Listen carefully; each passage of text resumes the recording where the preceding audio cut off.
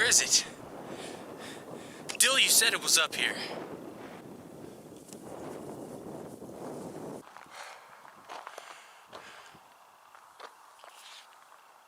What's that?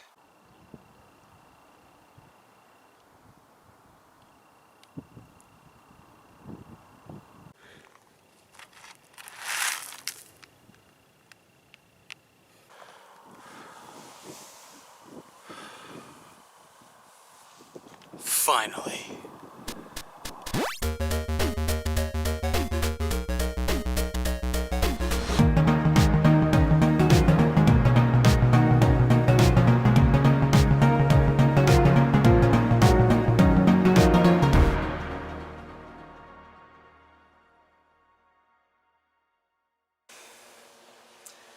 Well, guys, I finally found it. After years of searching and millions of dollars spent, I finally hold Dino Crisis here in my hands. Let's play it.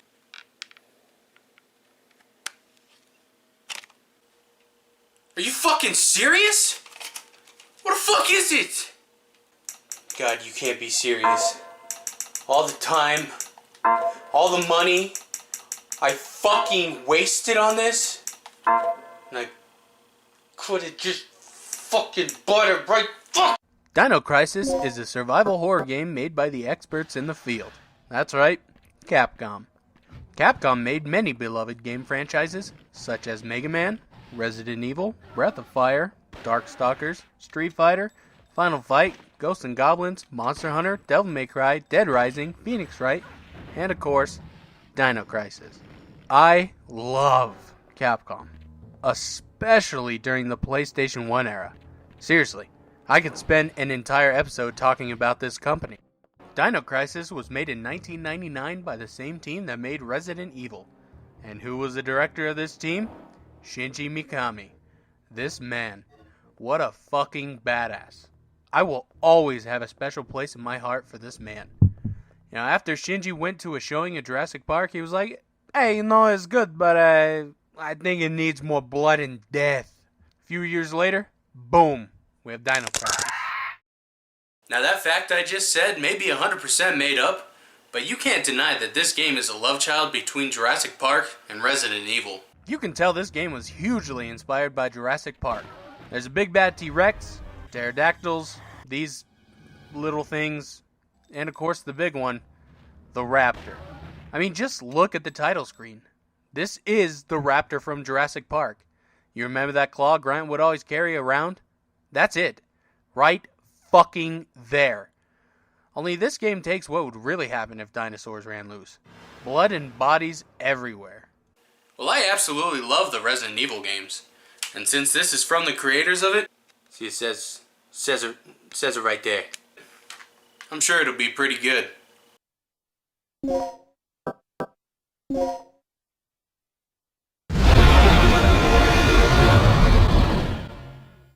Well, this game starts off with a bang. Or should I say roar?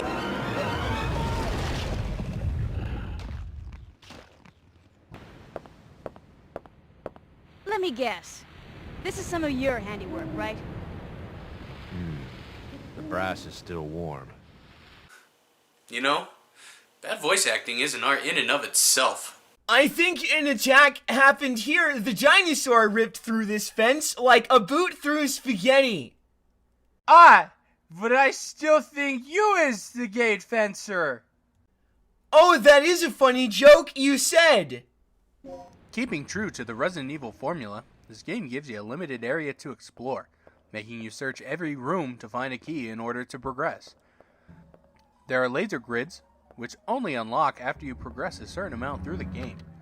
In the beginning, these grids are annoying, as they block you off from where you need to go. But really, they're a godsend. You can use them to block off the dinosaurs from yourself. You can really tell this game was made by the Resident Evil team. The settings, sounds, camera angles, music, map, progression, it has it all. Except one thing. The scares. I expected a lot of this game, but in the end, it's really not that scary. Holy shit! In all seriousness though, this game is lacking on the scares. It nails the suspense. When you enter a room, you can hear the enemies walking around, and given the camera angles, you can't see where they are. This gives you that feeling of dread. Oh shit. Oh, there's an enemy in here. Fuck, where is... Holy shit! This game sets up some perfect scares. Ones you're expecting, and others you're not.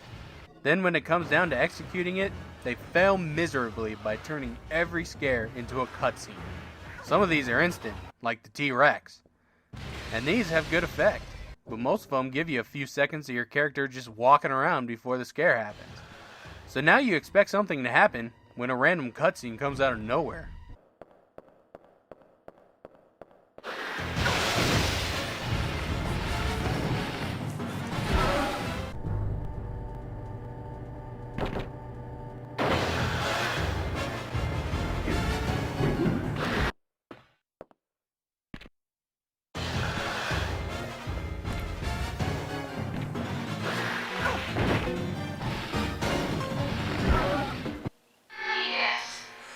Oh my god, the voice acting!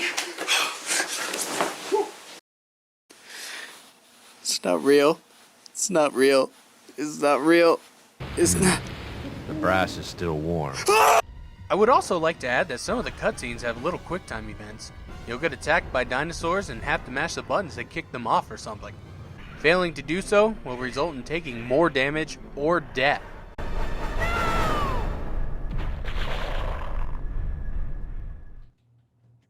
Yeah, that's right. I said more damage. As in, you take damage from an unavoidable cutscene. At first, I thought it was weird that the game was giving me so many continues. There's also an item that revives you in the previous room when you die. And you also get 5 continues that do the same thing. I was used to Resident Evil. When you die, it says, hey, fuck you, go reload your save. So I thought this game was being generous. Then this happened.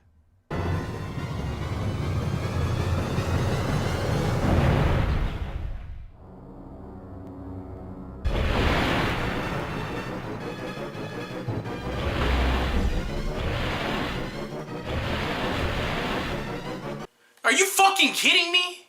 I don't get it. The door is locked. What do you want me to do? I didn't have time to do anything after I pulled on the door. Like, what the fuck, programmers? That is a dick move. I do have to admit, when I started this game, I thought I was gonna have a rough time with it. I was at a point when I was out of both health packs and ammo. I even started saving to a different slot, and that's something I never do. I'd like to think this was intentional on the designer's part, because after I was out of ammo, I learned that I could just run past the dinosaurs if I was careful enough. In fact, you can beat this entire game without killing an enemy, even the final boss, which dies in a cutscene.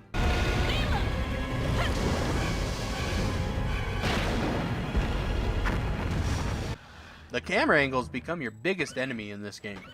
I can't knock them too hard, because they really do use them effectively. And unlike Medieval when the camera angles were bad on accident, these are purposefully bad. They are set up in a cinematic manner, hiding enemies or shocking imagery from you. This is fantastic from a viewer perspective, but as a player, it can really fuck with your movement. Frantic camera cuts cause you to somewhat change direction or run into enemies. It's really awkward.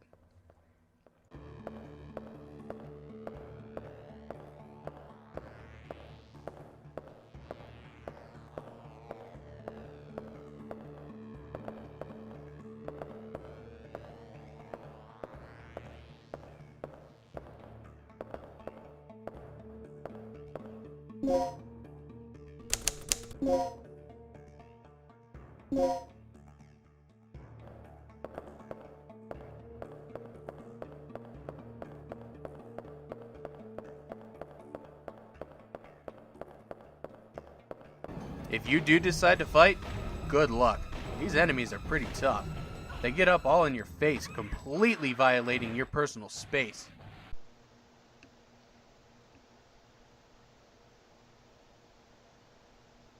Staying true to the old Capcom survival horror formula, the developers hide the loading times in a cutscene of Regina opening the door.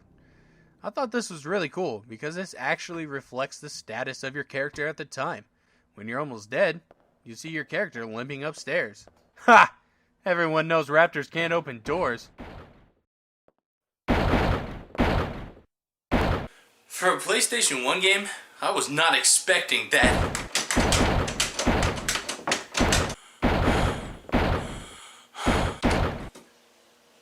Dude, no! This game really tests your intelligence. In order to get through certain doors, you need to get 2 items, a DD key and a DD disc. Each one has a letter corresponding to a door. Once you have both items, you can do a puzzle to open it. These range from preschool difficulty to... Holy fucking shit, what even is this? I don't even know what this is asking. Just... what? This is also one of those games you want to carry around a pen and paper for. The amount of codes and numbers you get are ridiculous.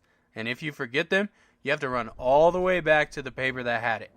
By the end of the game, I felt like I had just written down the mathematical equation for relative time travel.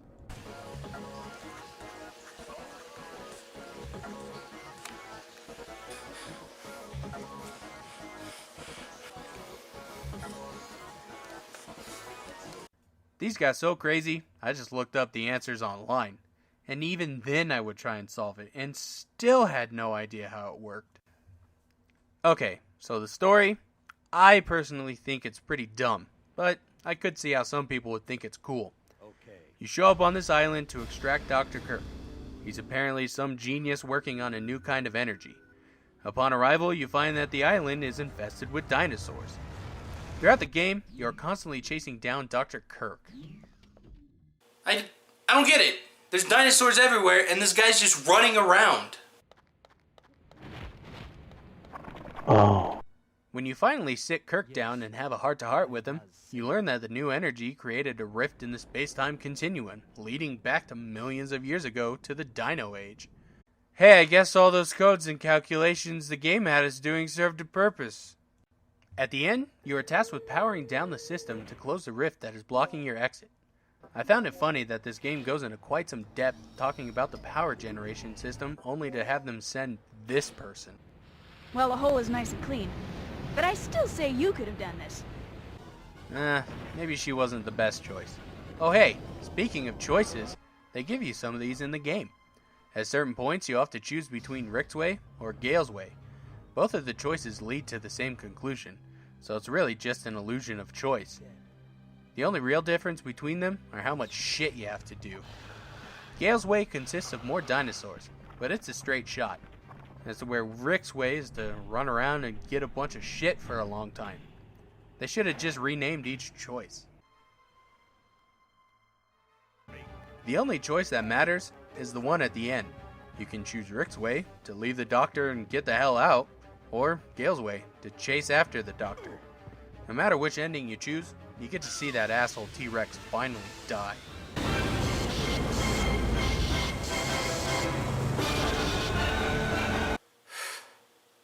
That's the last we're gonna be seeing of that T-Rex.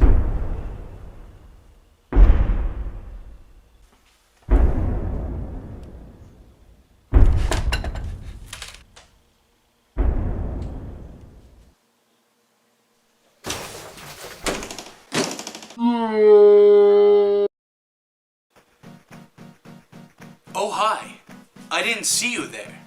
If you made it this far, it means you're at the end of the video, and, well, if you're at the end, that means you probably liked it. Or you just forgot it was on. Either way, why not give it a like? Or tell me in the comments below what you thought. And if you enjoyed this video, chances are you'll enjoy my other videos as well. So you might as well subscribe. It's free. Also, are you a content creator looking for music? Free music? Music that won't take claim of your video? That was my medieval review, YouTube. You had no right to... If you said yes or no to any of these, go check out Krayowitz on Newgrounds. If you do use his music, make sure you give him credit. In the beginning of the video, the end of the video, or maybe the entire video itself. Shoutouts go to Mr. Boffacake for providing me with bad voice acting. Thanks, buddy!